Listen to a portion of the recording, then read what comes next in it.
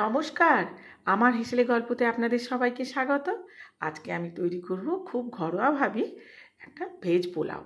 তো চালটাকে বিরিয়ানির চালকে আমি 1 ঘন্টা ভিজিয়ে রেখেছিলাম।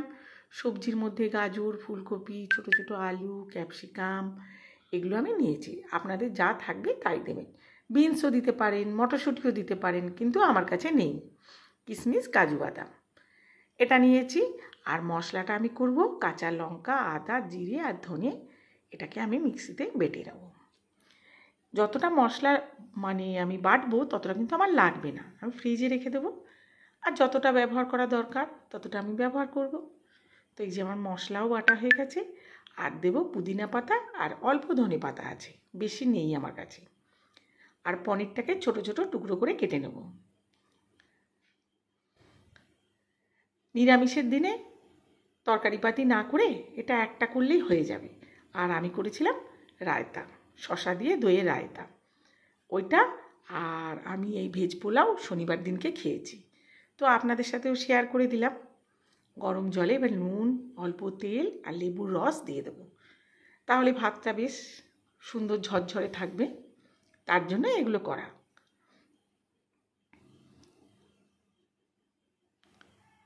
জলটা ফুটছে, এবার আমি চালটা দিয়ে দেবো। চালটা তো 1 ঘন্টা ভিজিয়ে রেখেছিলাম, সেটা এবারে দিয়ে দিলাম। ভাতটা পুরোটাই হবে, খালি একটু কম হবে। ধরুন ওই 80 থেকে 90% মতন ভাতটা হয়ে যাবে, বেশি শক্ত রাখার দরকার নেই। এবারে মনে হয় ভাতটা হয়ে গেছে। হ্যাঁ, ভাতটা হয়ে গেছে। আর যেটুকু থাকবে ভাপে তৈরি হবে। এবারে আমি সাদা তেল দিলাম। সানফ্লাওয়ার, আপনাদের যে তেল থাকবে সেই তেল দেবেন। অল্প ঘিও মিশিয়ে দিতে পারেন, কিন্তু আমি ঘিটা দিইনি। আর পনিরগুলো একটু নুন আর কাশ্মীরি লঙ্কা মাখিয়ে দিয়ে আমি ভেজে নেব। কাশ্মীরি লঙ্কাটা মাখালে বেশ লাল লাল হয়ে যায় পনিরগুলো, তাই জন্য আমি মাখিয়ে নিয়েছি। এবারে পনিরটাকে তুলে নেব।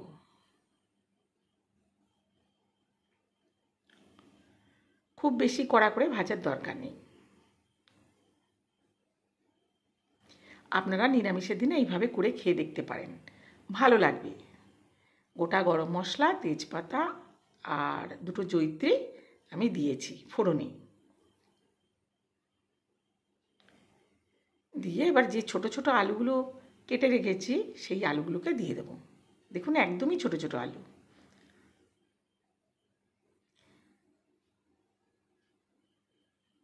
একটু ঢাকা দিয়ে দিলাম, অল্প 2-4 মিনিটের জন্য ঢাকা দিয়ে দিলাম।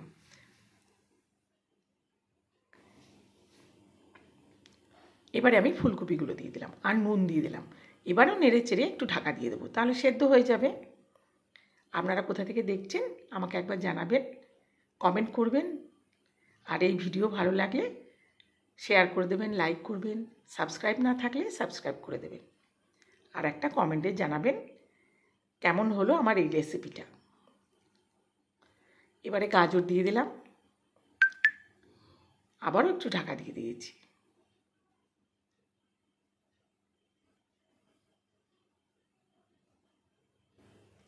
বিনসটা আমার কাছে ছিল না, না হলে দিতাম। মশলা আমার যতটুকু প্রয়োজন ততটুকুই দিলাম। মশলার বাটিটা ধুয়ে জল দিয়ে দিলাম। দই একটু ফেটিয়ে রেখেছিলাম, 2-3 চামচে মতো, সেটাও দিয়ে দিলাম।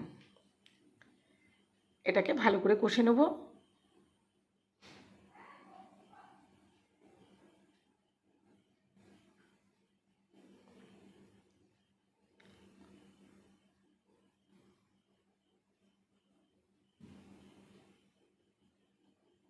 কষানোটা হয়ে গেছে আমার।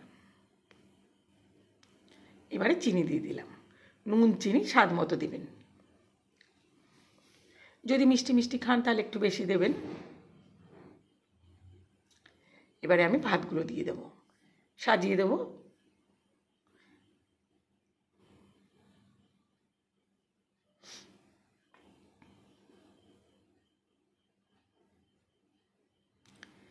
আর দুধে আমি একটু ফুড কালার মিশিয়ে রেখে দিয়েছিলাম, সেটা দিয়ে দিলাম।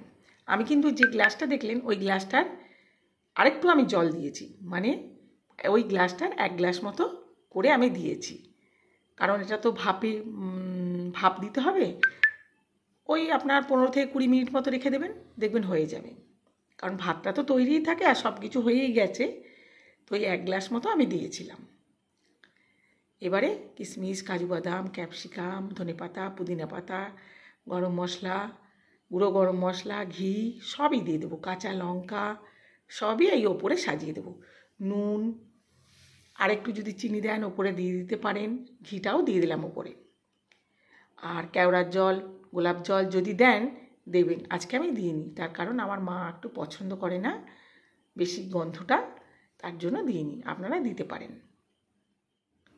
ভাজা পনিরগুলো ওপর থেকে দিয়ে দিলাম, দিয়ে এবারে ঢাকা দিয়ে দেবো।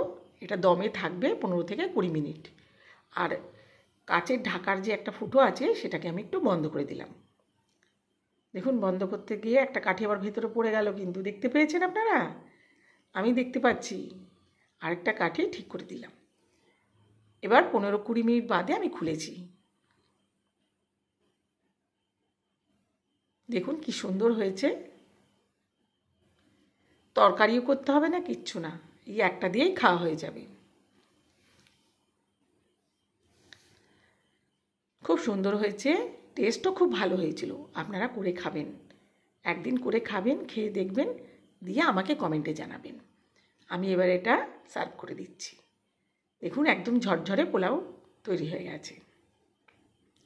আলুর দম দিয়েও খেতে পারেন। আপনারা একদিন করে খাবেন। সবাই খুব ভালো থাকবেন, সুস্থ থাকবেন। আবার নতুন ভিডিওতে আপনাদের সাথে দেখা হবে। আজ আসি, টাটা।